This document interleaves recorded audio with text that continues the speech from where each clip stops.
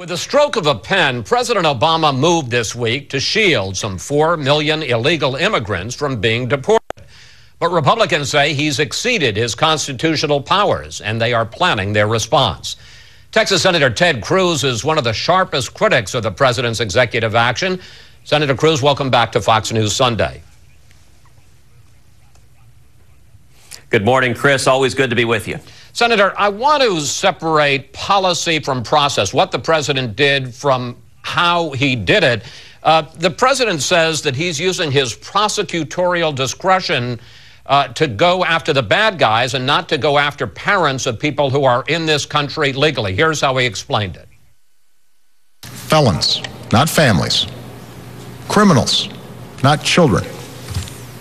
Gang members, not a mom who's working hard to provide for her kids. We'll prioritize, just like law enforcement does every day. Senator, what's wrong with that policy? Well, the notion that this is just prosecutorial discretion is simply nonsense. The Constitution gives Congress the authority to establish our immigration laws. And what the president announced this week is a wholesale refusal to follow our immigration laws, to enforce our immigration laws. Number one, for 4 to 5 million people here illegally, he's promising to print up and give work authorizations. Essentially, he's gotten in the job of counterfeiting immigration papers because there's no legal authority to do what he's doing. He's simply giving work authorizations and claiming unilateral authority. But secondly, the memo that he put out, not the speech, but the memo that he put out to the Department of Homeland Security says that they are not to enforce immigration laws other than for violent criminals and a few discrete categories. But for most of the 12 million people here illegally, the president is instructing the executive branch no longer enforce the immigration laws. It is a stunning and sad display of a president declining to honor his constitutional obligation to take care that the laws be faithfully executed. Well, I want to pick up on that because we talked about the policy, but I also want to talk about the process and the fact that the president is doing this by executive action. He says that there is a long precedent for chief executives to do exactly that. Take a look.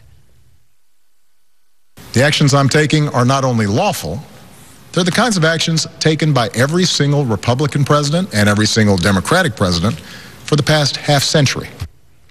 Senator, Presidents Reagan and Bush 41 took executive action to grant legal status to about 1.5 million people who were in this country illegally. What's the difference?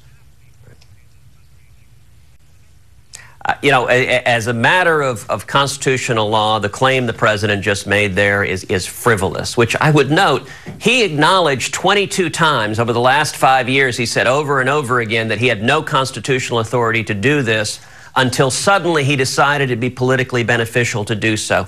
The difference with Reagan and Bush is both of them were working with Congress and implementing congressional statutes. Absolutely, Congress can change the immigration laws, and the president, in the course of executing the immigration laws, can put congressional will into effect. The difference here is this is not a president who wants to work with Congress. Rather, this is a president who is openly defying Congress. And you know, Chris, I actually can't put it any better than Saturday Night Live put it last night, where they reprised the old Schoolhouse Rock. You remember how a bill becomes a law? And Saturday Night Live literally had the president pushing the bill down the steps of the Capitol because we no longer need the steps in the Constitution for how we pass laws because the president now is claiming unilateral authority the Constitution doesn't give him. And I'll tell you the danger of that, Chris. It's not just on the substance here, and the substance here is very damaging to working men and women across this country, but it's a far broader danger for anyone concerned about liberty.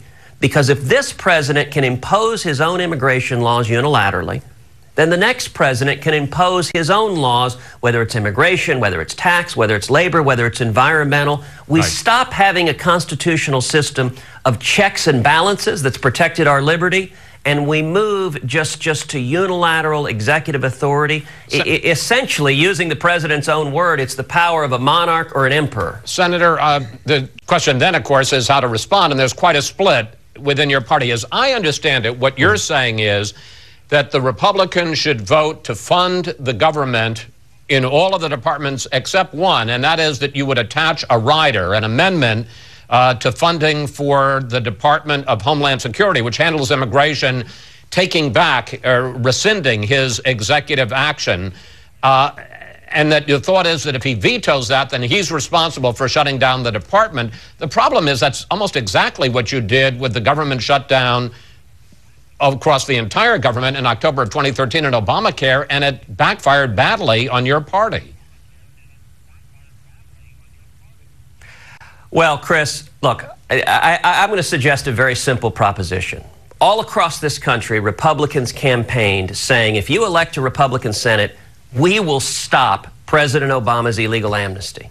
My very simple suggestion to my colleagues and friends in the Republican Party is we need to honor what we said. We need to actually do what we said 2 weeks ago on the campaign trail. So would now, you? I've laid out a is that detailed, what you would do, plan. Sir? Because we have limited time. Is that what you're saying you would do? That you would attach a rider to funding for just the one Department of Homeland Security? Chris, I've laid out a detailed, systematic plan for what Congress should do. We should use the constitutional checks and balances we have to rein in the abuse of power of the executive. Step number one that I've called for is the incoming majority leader should announce that if the president implements this lawless amnesty, that the Senate will not confirm any executive or judicial nominees other than vital national security positions for the next 2 years unless and until the president ends this lawless amnesty. Sir, let me pick you up. That is an explicit authority given to the Senate. If I may, let me pick up right on that, because are you saying that the Senate should refuse to confirm Loretta Lynch, the president's new nominee for Attorney General, and thereby leave Eric Holder, who you don't like very much, in that position even longer? Chris, what I'm saying is we should use the constitutional checks and balances we have to rein in the executive. You know, if you read the Federalist Papers, our framers talked about a president that would behave like a monarch, that would rule by diktat and decree rather than following the Sir, I understand that. I'm asking a direct question, though. Would you block Loretta Lynch's confirmation as Attorney General and leave Eric Holder in the job?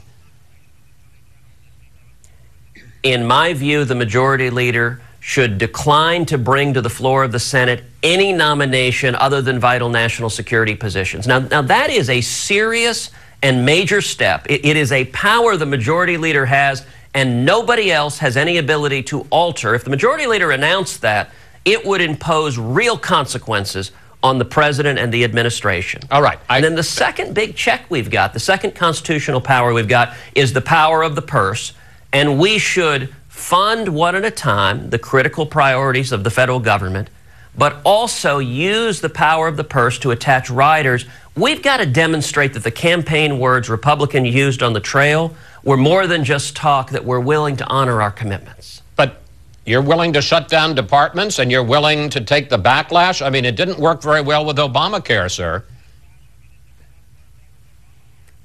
Well, let me point out, you know, at the time, you and a lot of folks in the press said what a disaster it was to stand up and fight on Obamacare, that it was going to cost Republicans the majority, it was going to cost seats. Let me point out, we just had an historic election where we won. It's going to end up being 9 seats in the Senate. We retired Harry Reid. We've got the biggest majority in the House since the 1920s. And the number one issue that candidates campaigned on across the country was Obamacare. Now, listen, it was a mistake for President Obama and Harry Reid to force a government shutdown, but it was not a mistake for Republicans to stand up and fight on Obamacare. And not only did the disaster that a lot of folks predicted not happen, it was the biggest victory we've had in a long time. Republicans need to actually do what we say we will do, and not just have a lot of empty smoke. Senator Cruz, we're going to have to leave it there. Thank you so much. Always a pleasure to talk with you, sir. Always good to be with you, Chris.